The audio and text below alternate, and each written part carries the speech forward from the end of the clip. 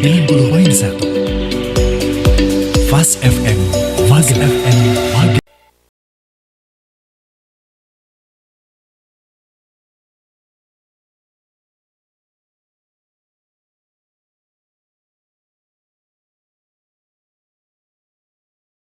Keluarga Fast, kita masih menyimak dialog kesehatan bersama Balai Kesehatan Masyarakat Wilayah Magelang, dan di studio juga masih hadir dua narasumber kami, Dr. Cahyaning Tias dan juga Erlina Sarjana Keperawatan Nurse.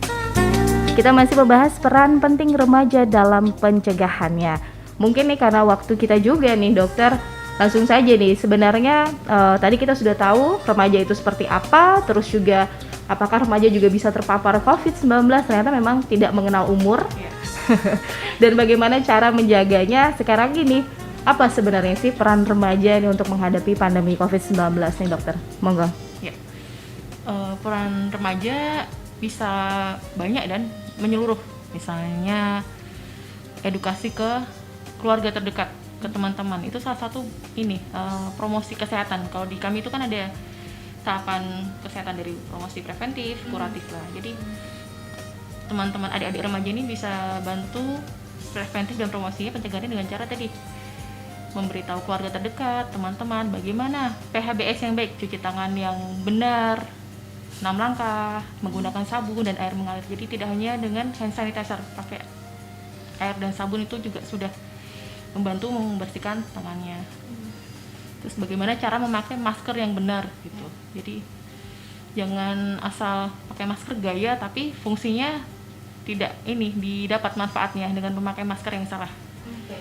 Dengan memakai masker yang benar itu kan bisa mencegah penyakit. Kalau pakai masker yang salah, ya kita tidak tahu akibatnya apa. Terus gunakan media sosial dengan bijak.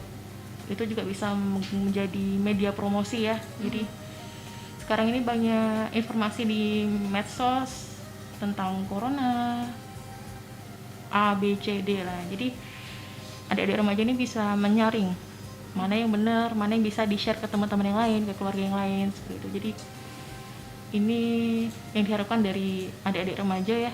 Jadi manfaatkan belajar di rumah ini tidak hanya belajar mata pelajaran di sekolah ya, tapi untuk hal-hal positif lain seperti ini. Mungkin Mbak Arina bisa menambah. Terkait dengan yang sudah disampaikan Bu Dokter tadi, yang perlu saya tambahkan adalah pandai-pandailah menjaga diri.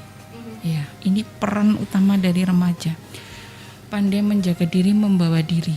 Yang punya kebiasaan nongkrong, stop nongkrong. Tetap physical distancing. Ya, tidak usah keluar rumah bila tidak diperlukan. Kalau orang sekarang bilangnya gabut di luar aja, di rumah aja gitu ya. Yang harus dilakukan supaya tidak gabut apa? Oh, suka bermain YouTube, manfaatkan YouTube, ambil sisi positifnya, bijaklah menggunakan YouTube. Saya bosan ini belajar di rumah saja. Kenali kemampuan belajar di rumah seperti apa. Sukanya audio, gunakan metode audio dengan suara. Sukanya yang visual, gunakan YouTube, televisi dan lain-lain. Kemudian sukanya kinestetik atau yang bergerak, lakukan dengan cara bergerak. Itu peran remaja saya kira di situ tidak kalah penting selain tadi yang sudah disampaikan Bu Dokter. Kemudian yang terakhir, jauhi rokok. Ya, tidak hanya karena pandemi corona ini, tetapi peran remaja di sini terkait dengan rokok adalah menyayangi dirinya sendiri, karena investasi ke depan terkait kesehatan ini adalah masih sangat panjang. Sekali terpapar rokok, 2 kali, 4 kali dia hanya akan mengumpulkan racun saja dan penyakit tidak menular menanti di depan. Terkait dengan pandemi, ketika dia merokok, dia lebih rentan tertular terkait dengan corona ini. Saya kira itu. Oke, baik. Jadi memang ini lagi-lagi banyak sekali sebenarnya hal-hal sederhana yang kita bisa lakukan untuk mencegah penularan atau memutus mata rantai dari penyebaran virus corona tersebut gitu ya dokter. Sekali lagi dokter, mungkin diingatkan nih bagi remaja yang emang selalu menyepelekan mungkin cuci tangan dan makan makanan bernutrisi, bisa lebih ditekankan lagi seperti apa dokter? Ya, jadi sekarang harus lebih selektif, bukan untuk memilih makanan. Jadi jangan sembarangan makanan yang menarik, enak, mengenyangkan. Belum tentu itu sehat gitu, karena tadi makanan yang gizinya seimbang itu berpengaruh positif ke sistem imun seseorang. Gitu.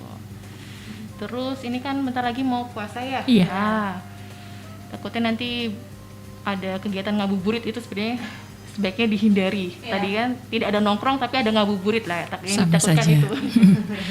Terus saat pembelian takjil juga harus diperhatikan, takutnya nanti malah mempengaruhi kondisi dari kesehatan remaja itu. Oke, baik. Mungkin terakhir yang ingin saya tanyakan juga, konsumsi dari asupan gula dan juga garam, apakah ini juga mempengaruhi sistem imun kita atau bagaimana, dokter? Terlalu banyak makan minuman manis begitu, Mbak Ellen mungkin? Pada intinya semua yang berlebihan itu tidak baik. Iya. Jadi ya dikembalikan lagi untuk asupan gula sama garam itu tetap kita butuhkan di dalam tubuh kita sendiri. Ya. Cukupi itu sesuai dengan batas maksimal, ambang batas tubuh memenuhi kebutuhan itu. Jadi jangan terlalu berlebihan. Kalau misalnya pecandu manis, ketika dia sudah dapat gula dari A, hindari gula dari sisi yang lain. Saya kira seperti itu. Kalau garam, kelebihan garam itu hanya akan menimbulkan penyakit yang memang akan datang menemui kita. PTM ya, penyakit tidak menular, salah satunya adalah hipertensi atau tekanan darah tinggi. Sehingga memang untuk saran kami pada kondisi saat ini pun nanti ataupun ke depan, untuk konsumsi gula dan garam tetap secukupnya sesuai dengan kebutuhan tubuh. Kemudian terkait dengan apakah ini akan meningkatkan status imun ataukah tidak, gula dan garam tidak terlalu banyak berpengaruh di sana. Yang banyak berpengaruh adalah tadi vitamin dan lain-lain. Kemudian kalau misalnya ini sesuai dengan kebutuhan, saya kira imun dan lainnya juga akan mengikuti. Kembali lagi pesan saya, apapun itu yang berlebihan berdampak akan negatif terhadap kita. Baik. Ini Maaf, tadi mau tambahin sedikit. boleh, Jadi dokter? remaja sekarang kan suka makanan instan ya, Itu junk tadi. food. Jadi harus dihindari, sebaiknya dihentikan karena junk food tadi mengandung banyak garam. Ya, betul. Ini yang belum diketahui sebagian besar masyarakat. Jadi mie instan, kecap, sarden itu kan Saus. berpengawet ya, saus yang berwarna itu Kemasan gitu ya? instan berpengawet, biasanya itu mengandung natrium benzo atau natrium apa gitu. Nah, natrium itu kan garam. Jadi semakin sering dikonsumsi itu akan meningkatkan ini jumlah garam. Akhirnya tadi risiko penyakit tidak menular semakin meningkat. Iya, penyakit kardiovaskuler terutama. Kardiovaskuler lebih Iya, tepatnya itu ya. sudah menunggu di depan mata untuk yang suka konsumsi seperti itu. Khawatirnya juga nanti akan COVID lebih gampang masuknya karena itu. kan sudah ada penyakit lainnya yang masuk. Iya, betul. Oke, baik. Ya, terima kasih dokter. Tadi saya tanyakan karena tadi dokter menyinggung takjil, biasanya udah yang manis-manis manis nih. gitu ya. Anak remaja seringnya makannya gurih-gurih kan cemilannya. Oke deh, baik. Jadi memang segala sesuatu yang berlebihan tidak baik. Iya, Gitu kan. Oke, baik. Terima kasih dokter dan juga Mbak Erlin atas waktu dan informasinya. Semoga ini pastinya bermanfaat, bisa kita aplikasikan dalam kehidupan sehari-hari. Amin. Segala umur, segala usia kita bisa berperan penting di sini, apalagi dalam pencegahan pandemi COVID-19. Semoga ini bisa segera berlalu, Mbak Erlin dan juga Bu Amin, Dokter. ya Allah. Masyarakat bisa lebih cerdas lagi, bisa lebih bijak lagi begitu ya untuk menjalankan kehidupannya. Tetap di rumah nih keluarga Fas, biarkan kami yang memberikan informasi-informasi ini untuk Anda. Selalu stay tune di 90.1 Fas FM. Terima kasih, selamat siang. Assalamualaikum. Waalaikumsalam warahmatullahi wabarakatuh.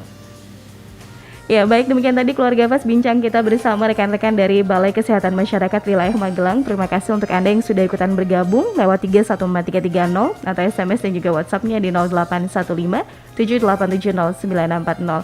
Reni akan kembali sesaat lagi di Fas Familia untuk Anda. 90.1 Fast FM Magelang.